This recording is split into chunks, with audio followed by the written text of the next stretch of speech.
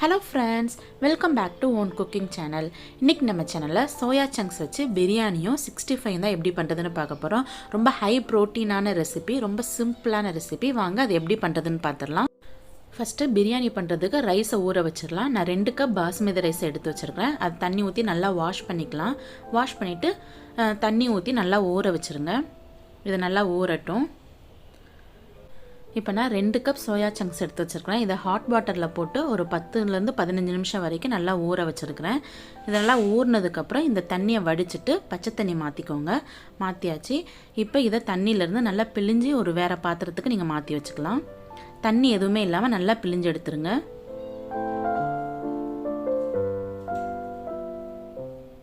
பாருங்கள், ஊற வச்சதில் பாதி மட்டும் எடுத்து வச்சுருக்கிறேன். இப்போ இதை மேரினேட் பண்ணி வச்சிடலாம். பண்ணுறதுனால இதில் உப்பு காரம் எல்லாமே நல்லா உள்ளே இறங்கியிருக்கும். இப்போ இதில் ஒரு 1/2 டீஸ்பூன் மிளகாய்த்தூள் சேர்த்துக்கலாம். இது குழம்பு மிளகாய்த்தூள். 1/4 டீஸ்பூன் உப்பு சேர்த்துக்கலாம். ஒரு 1/4 டீஸ்பூன் பிரியாணி பவுடர் சேர்த்துக்கலாம். அப்படி இல்லைன்னா கரம் மசாலா சேர்த்துக்கோங்க. இதில் ஒரு 3 டேபிள் ஸ்பூன் தயிர் சேர்த்துக்கலாம். 1 டேபிள் ஸ்பூன் அளவுக்கு எண்ணெய் சேர்த்துக்கோங்க. இதை சேர்த்துட்டு நல்லா மிக்ஸ் பண்ணிக்கலாம். பாருங்கள், நல்லா மிக்ஸ் பண்ணியாச்சு. இது நல்லா ஊறட்டும். இப்போ நம்ம பிரியாணி பண்ண ஸ்டார்ட் பண்ணிடலாம். நான் இன்றைக்கி குக்கரில் தான் பண்ண போகிறேன். ஒரு குக்கர் வச்சுக்கலாம். அதில் தேவையான அளவு எண்ணெய் சேர்த்துக்கோங்க. நான் ஒரு 3 டேபிள் ஸ்பூன் எண்ணெய் சேர்த்துக்கிறேன். சேர்த்துட்டு ஸ்பைசஸ் எல்லாம் சேர்த்துக்கலாம். 2-3 ஏலக்காய், 2-3 அன்னாசிப்பூ, 4-5 கிராம்பு, 2 பிரிஞ்சி இலை, ஒரு துண்டு பட்டை, இதெல்லாம் சேர்த்து நல்லா ஃப்ரை பண்ணிக்கலாம். இப்போ இதில் ஒரு மீடியம் சைஸ் வெங்காயத்தை ஸ்லைஸ் பண்ணி சேர்த்துக்கலாம். சேர்த்துட்டு நல்லா வதக்கி விட்டுக்கோங்க.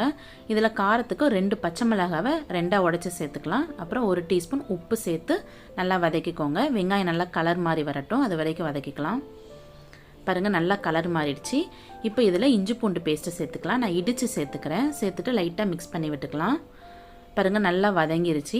இப்போ இதில் தக்காளி சேர்த்துக்கலாம். நான் ஒரு பெரிய சைஸ் தக்காளியை ஸ்லைஸ் பண்ணி சேர்த்துக்கிறேன். சேர்த்துட்டு இந்த தக்காளி நல்லா மசிகிற வரைக்கும் நல்லா வதக்கி விட்டுக்கலாம். ஒரு 2-3 நிமிஷம் ஆகும். நல்லா வதங்கி வரட்டும். பாருங்கள், நல்லா மசிஞ்சு நல்லா வந்துருச்சு. இந்த டைமில் நம்ம ஊற வச்ச சோயா சங்க்ஸ் இதில் அந்த மசாலாவோடு சேர்த்து உள்ளே சேர்த்துக்கோங்க. சேர்த்துட்டு இப்போ ஒரு 1/2 டீஸ்பூன் மட்டும் மிளகாய்த்தூள் சேர்த்துக்கலாம். குட்டி குட்டியாக சாப் பண்ண புதினா கொத்தமல்லி சேர்த்துக்கலாம். ஒரு 1/2 டீஸ்பூன் தனியாத்தூள் சேர்த்துக்கலாம். சேர்த்துட்டு இதை நல்லா மிக்ஸ் பண்ணிவிட்டு ஒரு 3 நிமிஷம் நல்லா குக் ஆகட்டும். அது வரைக்கும் நல்லா வெந்து வரட்டும்.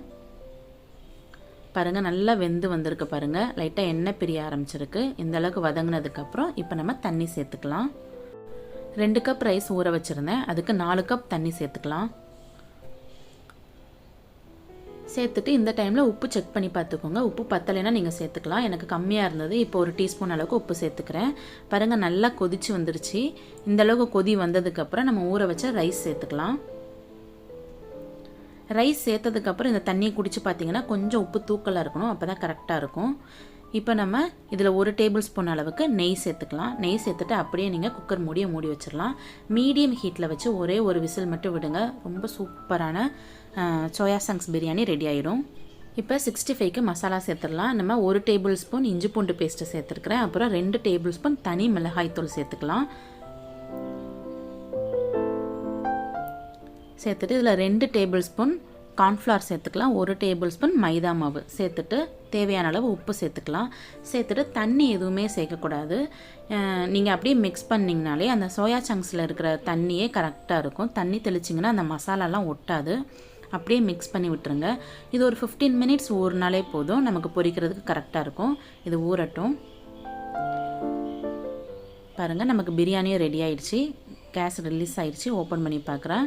பாருங்கள், ஓப்பன் பண்ணதுமே ஸ்மெல் செம்மையாக இருக்கும். டேஸ்ட்டும் ரொம்ப சூப்பராக இருக்கும். இந்த மாதிரி ஃபோர்க் இல்லைன்னா ஷார்ப்பான கரண்டியை வச்சு நீங்கள் மிக்ஸ் பண்ணுங்கள். நல்லா உதிரியாக சூப்பராக கிடைக்கும். கண்டிப்பாக வீட்டில் ட்ரை பண்ணி பாருங்கள். நான்வெஜ் சாப்பிடாத டைமில் இந்த மாதிரி நீங்கள் ட்ரை பண்ணி பாருங்கள். நான்வெஜ் சாப்பிட்ட ஃபீல் கிடைக்கும். இப்போ நம்ம இதை 65 பொரிச்சு எடுத்துடலாம். ஆயில் சூடாக இருந்தது ஒன்றா போட்டு நல்லா கிறிஸ்பி ஆகிற வரைக்கும் நல்லா ஃப்ரை பண்ணி எடுத்துக்கலாம்.